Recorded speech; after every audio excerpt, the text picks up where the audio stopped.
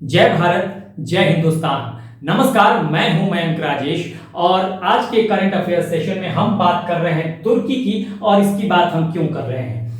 हम इसकी बात इसलिए कर रहे हैं कि तुर्की ने ये आरोप लगाया है। अगर आप लगातार न्यूज को फॉलो कर रहे हो तो तुर्की ने ये आरोप लगाया है कि यूएस जो है, यानी अमेरिका जो है, यूएसए, वो सपोर्ट कर रहा है टेररिज्म को।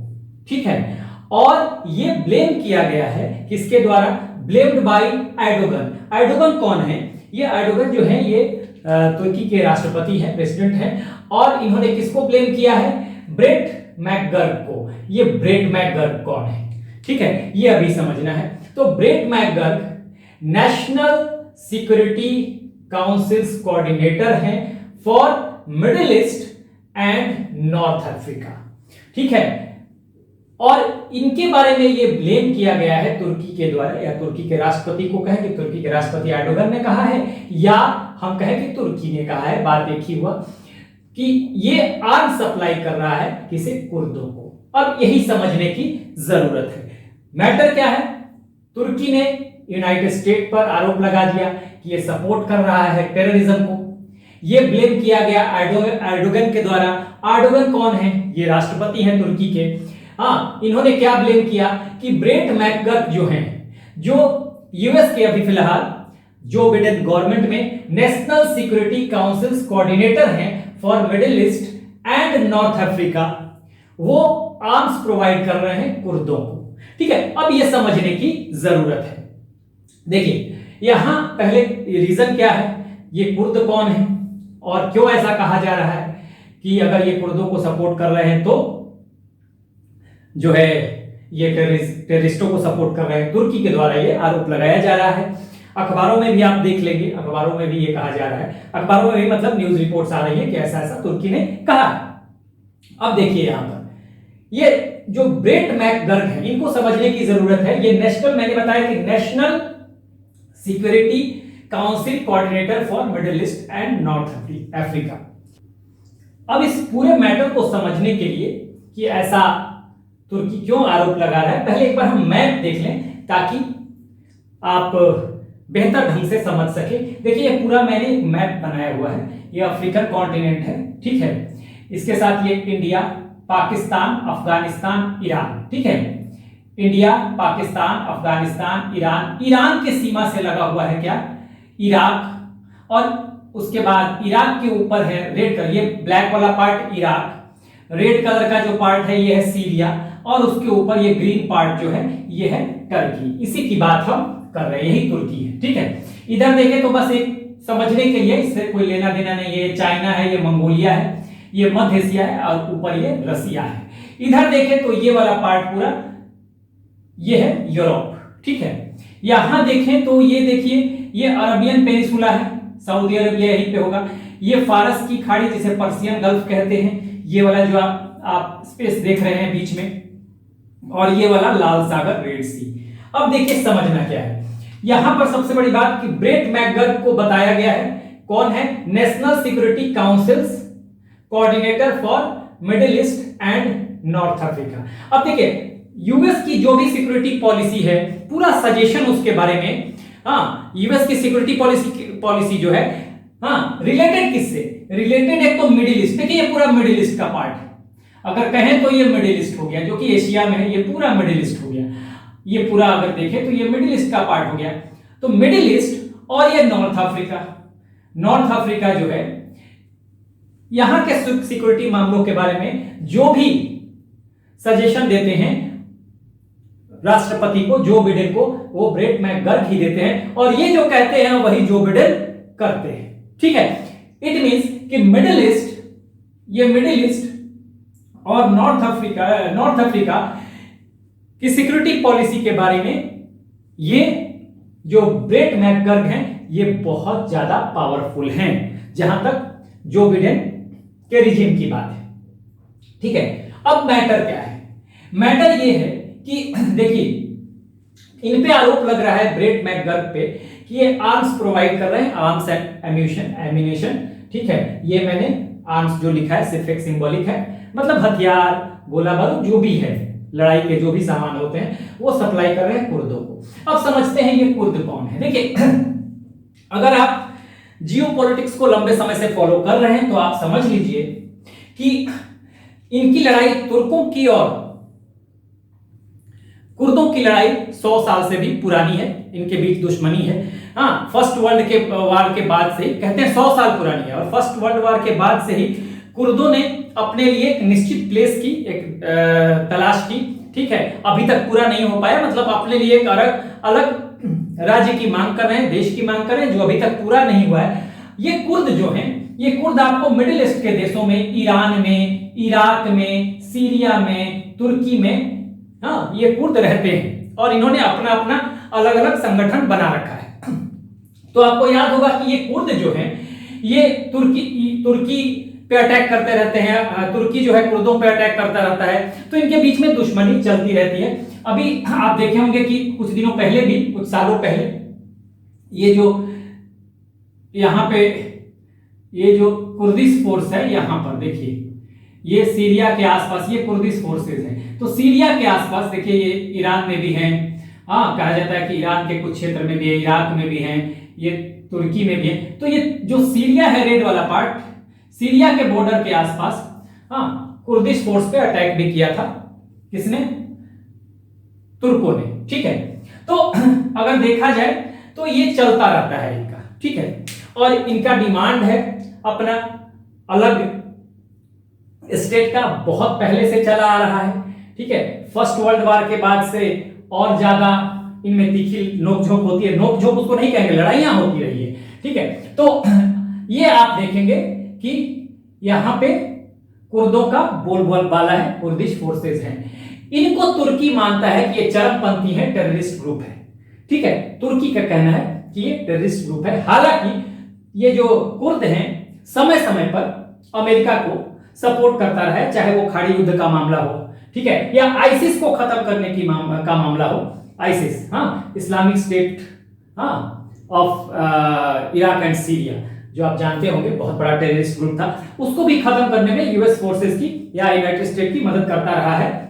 कई मौकों पर किया है इसने। ठीक है, लेकिन यूनाइटेड स्टेट की पॉलिसी जो रही है वो इनको लेकर हमेशा बदलती रही है। कभी ये सपोर्ट में आ जाते हैं और कभी ये इनके विरोध में खड़े हो जाते हैं। कभी ये यूनाइटेड स्टेट तुर्की के सपोर्ट में होता है, कभी यूनाइटेड स्टेट कुर्दों के सपोर्ट में होता है। तो अगर आप कुछ दिनों पहले ट्रंप की सरकार देखें, सरकार के बारे में देखें, ट्रंप के रिजीम के बारे में, तो डोनाल्ड ट्रंप प्रो टर्की थे और प्रो टर्की थे, और चूंकि कुर्दों में और तुर्कों में कभी नहीं बनी, तो इट मींस कि ये कुर्दों के खिलाफ थे। यहां तक कि इन्होंने तो तुर्की को यह भी कह दिया था कि आपको खत्म करना हो खत्म कर दो कुर्दों को, हमें कोई लेना देना नहीं है। ठीक है, हालांकि यहां पर आप ये पूछेंगे, रीजन बता रहा हूं मैं कि क्या कारण है कि तुर्की ने ऐसा आरोप लगाया है, तो उसमें बहुत सारे रीजन हैं।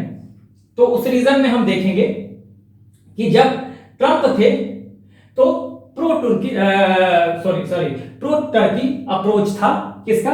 यूनाइटेड स्टेट का। ठीक है, कुर्दों के खिलाफ चले गए थे डोनाल्ड ट्रंप। ठीक है, लेकिन जो बिडेन के आते हैं ये पॉलिसी चेंज हो गई और ये अब पॉलिसी प्रो कुर्द कहा जा रहा है, प्रो कुर्द।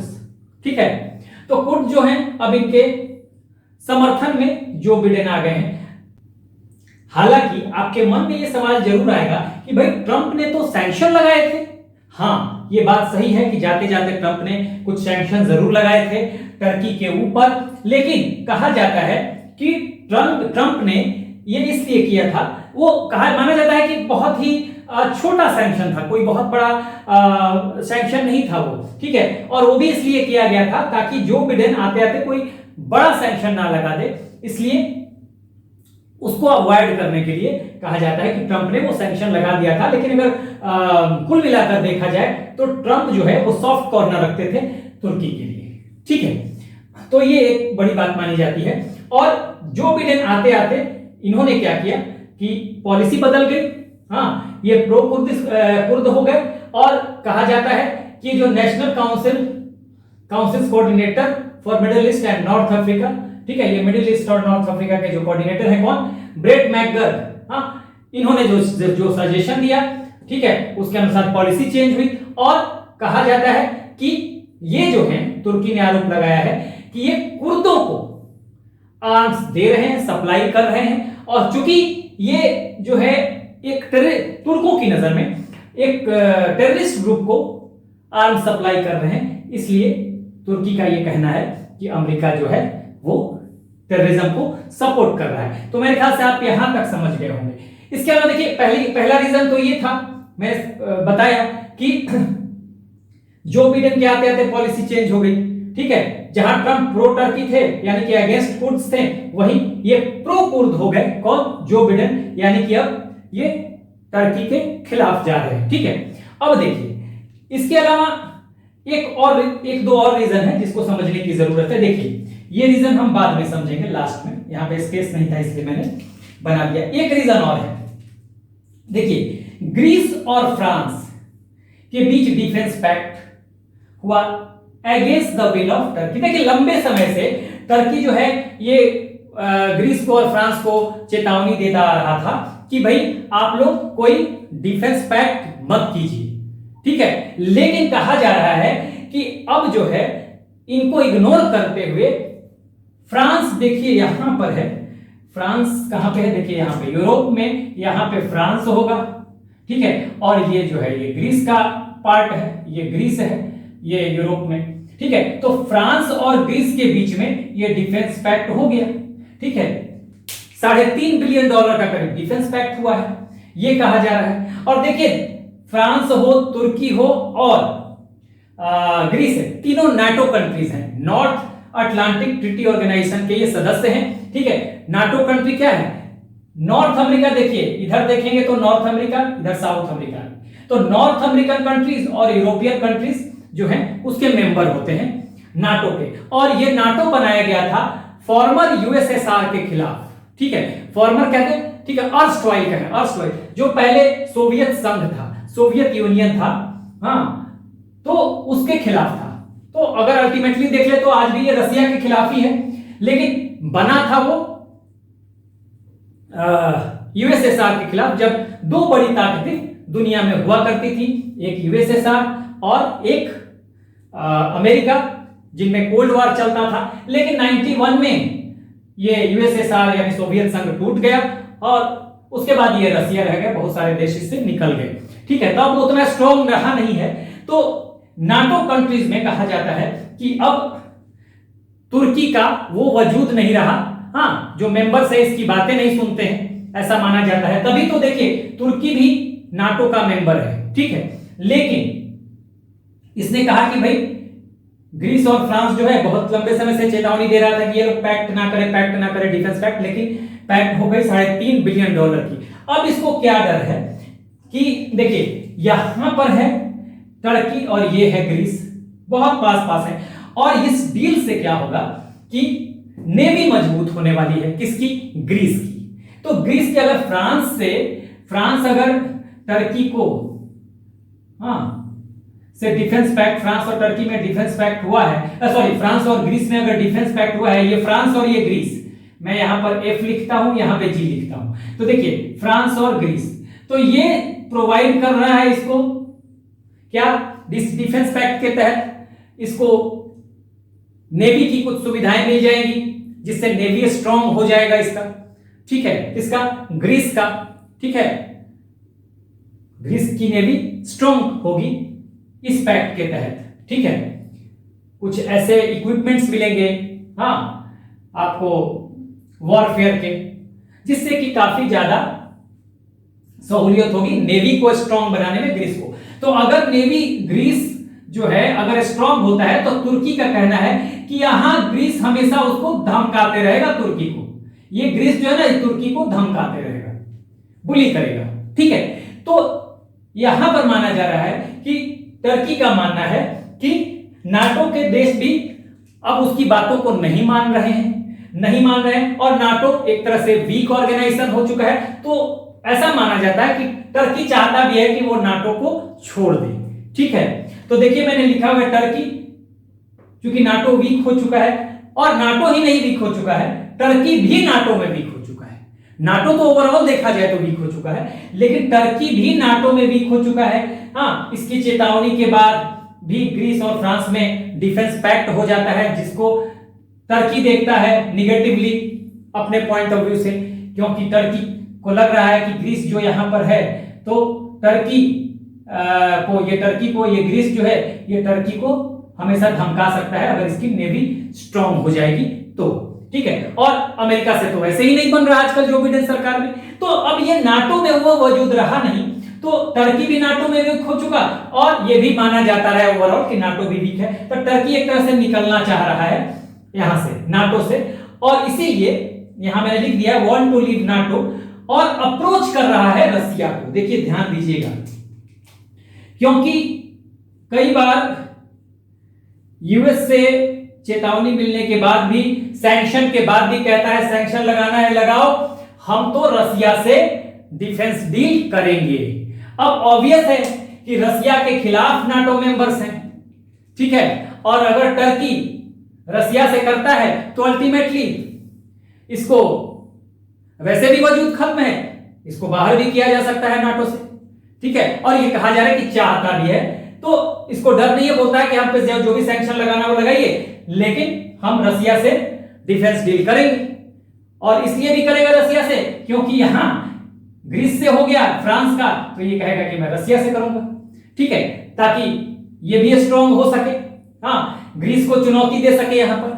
तो एक ये बात है, और यहां भी आप यूएस आ रहा है क्योंकि यूएस ऑलरेडी इनके खिलाफ ये सैंक्शन लगा रहा है। तो ओवरऑल देखा जाए तो नाटो को लेकर भी, अब चूंकि नाटो में कोई उसकी बात नहीं मान रहा तो नाटो को छोड़ना चाह रहा है, तो कोई ना कोई कहा जा रहा है, ये भी कहा जा रहा है कि एक बहाना है, ठीक है, जो भी हो, लेकिन ये बात है। और रसिया की तरफ ये अप्रोच कर रहा है डिफेंस डील के लिए। तो अब ये बात भी हो गई, पहली बात ये हो गई कि ट्रंप प्रो टर्की थे और अगेंस्ट कुर्द्स थे, लेकिन जो बिडेन ने पॉलिसी बदल ली और ये प्रो कुर्दिश हो गए, ठीक है, यानी कि तुर्कों के खिलाफ हो गए, हाँ, ठीक है। अब यहां पर टर्की, एक और बात है, तीसरी बात यहां पर, ये तो समझ लिया डिफेंस, ये पॉलिसी बदल गई, यहां ग्रीस और फ्रांस का डिफेंस पैक्ट, हाँ, नाटो में वजूद नहीं रहा, ये नाटो को छोड़ना चाहता है, सारा पॉइंट मैंने लिखा हुआ है, और अप्रोच कर रहा है रसिया की तरफ। ये कह रहे हैं बहुत बड़ा जियोपॉलिटिक्स का चेंज है, समझ लीजिएगा। जियोपॉलिटिक्स अगर आप फॉलो करते आ रहे हैं लंबे समय से, तो ये बहुत बड़ा शिफ्ट होगा अगर रसिया की तरफ इसका अप्रोच है। अप्रोच तो है ही, रसिया की तरफ ये जा रहा है, कह चुका है यूनाइटेड स्टेट को कि हम आपकी धमकियों से डरने वाले नहीं हैं, आप अगर सैंक्शन लगाना है लगाइए, लेकिन हम डिफेंस डील करेंगे, ठीक है। तो ये दो बातें हो गई कि एक तो अमेरिका का, ट्रंप के बाद अमेरिका का पॉलिसी चेंज हो गया, और ये ग्रीस और फ्रांस का डिफेंस पैक्ट भी इसको मजबूर कर रहा है आगे कि ये रसिया की तरफ अप्रोच करे, नाटो को छोड़ दे। और तीसरी एक बात जो मैंने यहां लिखी है कि Turkey wants to be a leader of Muslim world. देखिए अभी हाल ही में जो बिडेन ने भी कहा कि पाकिस्तान, सुनिएगा ध्यान से, अब पाकिस्तान कहां से आ गया, Pakistan is the safe place for terrorists, ठीक है। अब देखिए, अब समझिएगा, अगर जो बिडेन पाकिस्तान को ब्लेम कर रहे हैं टेररिज्म के लिए, ठीक है, और टर्की जो है अगर यूएस को कह रहा है कि वो टेररिस्ट है, तो निश्चित तौर पे पाकिस्तान जैसे देश का उसको सपोर्ट मिलेगा, ठीक है।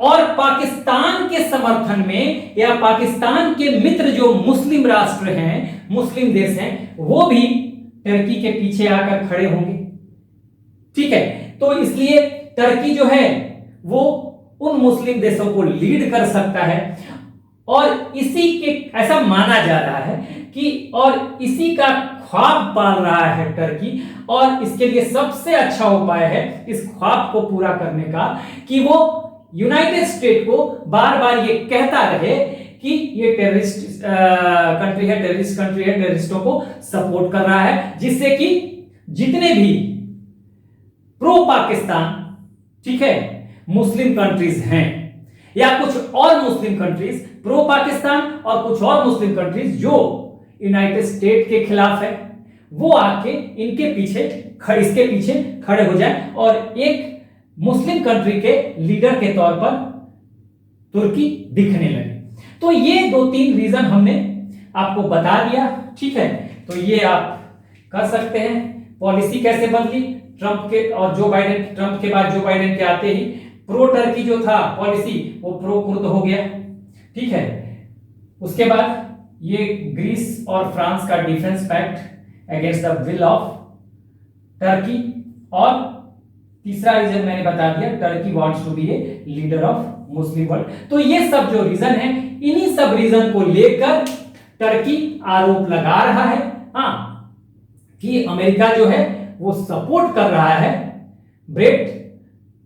सपोर्ट कर रहा है टेररिस्ट को, और इसने कहा है कि जो नेशनल सिक्योरिटी काउंसिल कोऑर्डिनेटर हैं फॉर मिडिल ईस्ट, ये मिडिल ईस्ट और नॉर्दर्न अफ्रीका, हाँ कौन है, ब्रेट मैकर, वो आर्म सप्लाई कर रहे हैं कुर्ड्स को। इसका मतलब है कि वो टेररिस्टों को आर्म सप्लाई कर रहे हैं। इसका मतलब है कि अमेरिका जो है वो टेररिस्टों को सपोर्ट कर रहा है, ठीक है। ये बात यहां पर हमने देखी, हमने इसको भी समझ लिया पूरा, मेरे ख्याल से आपने समझा होगा अच्छे ढंग से। हाँ ये जरूर है कि अगर आगे आने वाले समय में रसिया और तुर्की के बीच, तुर्की और रसिया के बीच, ये तुर्की और ये रसिया, तुर्की और रसिया के बीच अगर कोई डिफेंस पैक्ट साइन हो रहा है, जिसकी संभावना लग रही है कि तुर्की और रसिया अगर डिफेंस डील साइन करते हैं,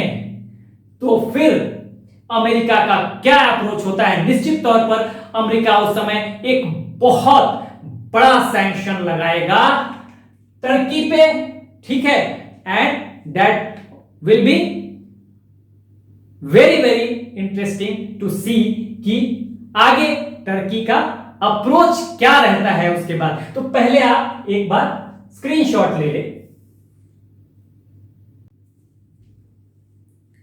So this is the end of the video. Do like, share and subscribe. Take care. Keep smiling. Jai Hind.